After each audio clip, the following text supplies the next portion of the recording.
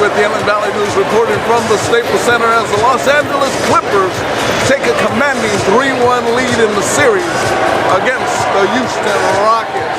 Stay tuned to hear what the coaches and players have to say about this tremendous win. I was just hoping we can get other guys fouls too. I really was looking at that.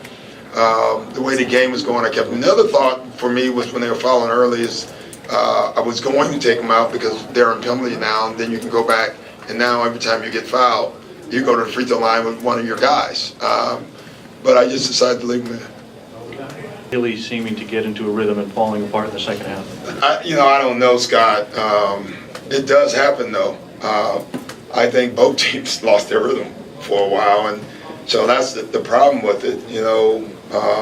Especially if you're them or us. Teams that run, teams that like motion. It turns it into a half-court game, and it allows us to set our defense. That's the one.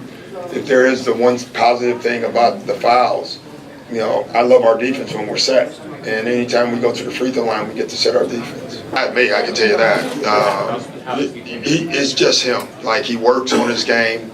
We've asked him to do certain things, be a better elbow player.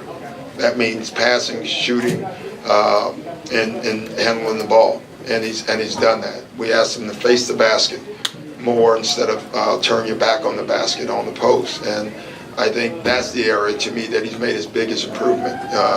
Very difficult to guard him when he faces up to you right off the block because you can't put your hands on him.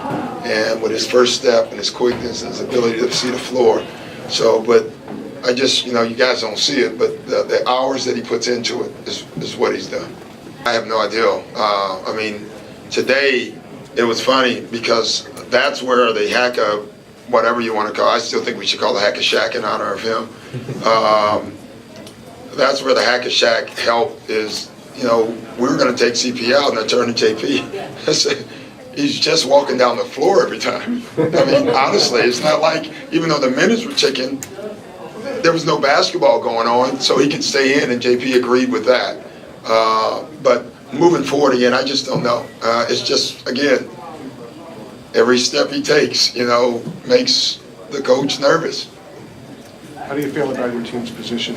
Well, obviously I love where we're at, but the series is not over. We got to keep playing. We got to finish, they're not going to just get out of our way, so we have to keep playing. We have to keep trusting.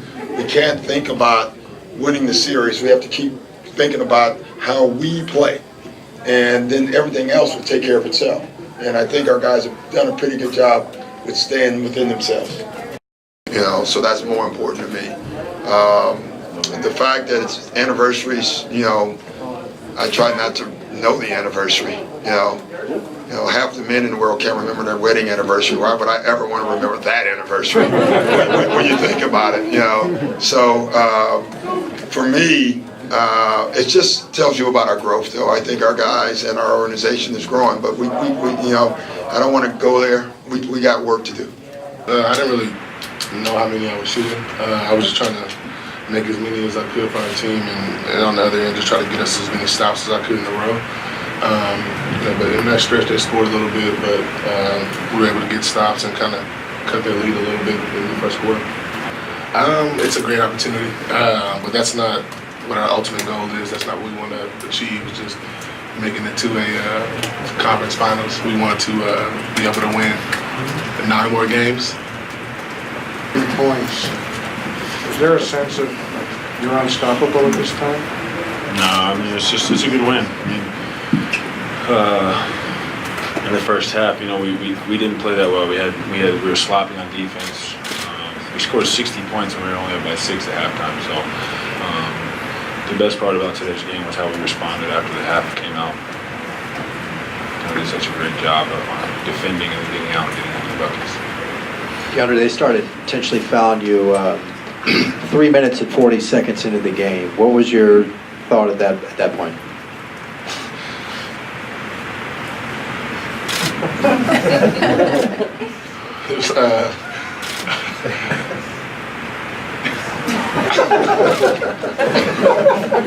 Yo, answer the question, man. You can't just get up. I just tried to stay focused, and we executed. Year, you just kind of learn a little bit more. You know, every year, you kind of figure something new out. You understand the highs and the lows of the playoffs. I think that's the biggest thing for me. Is like, you know, you just can't get too high with the highs and too low with the lows. I mean, the thing that I thought was most impressive about this team is after we won Game 3, you know, we were saying to ourselves and even our coaches and our players even said it before. Our coaches said it.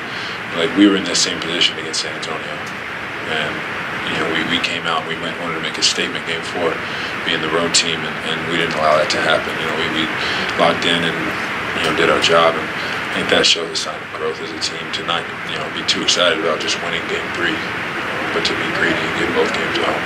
Get into you. Earlier in your career, you might have. How are you able to kind of keep your emotions in check? You know, I don't know. I mean, my entire career, everybody says I need to punch somebody. I never have. So, you know, the playoffs isn't any different. Definitely not gonna do something like that. Hard fouls are part of playoff basketball, and I think that's how basketball should be. You know, I don't take those fouls personally. My job is to go, you know, hit some free throws. So we have to keep in mind what the bigger picture is. You know, that's ultimately winning. It's huge, but we don't give them any choice, to be honest. I mean, we tell them every day, every game. I mean, him going to the free throw line, missing some free throws is his impact on the game goes way beyond missing free throws and missing some free throws. I mean, he could have missed all those free throws tonight, and as far as we were concerned, we'd still be in that game. We'd still have a chance to win that game. So we tell him that, you know. I said to him at halftime, look at everything that happened. Look at all the things they did to slow the game down, and we're up by 6. That was our message at halftime, and that was my message to him. And, we don't really give ourselves any choice but to just keep going, and that's the thing that I think is awesome about this team.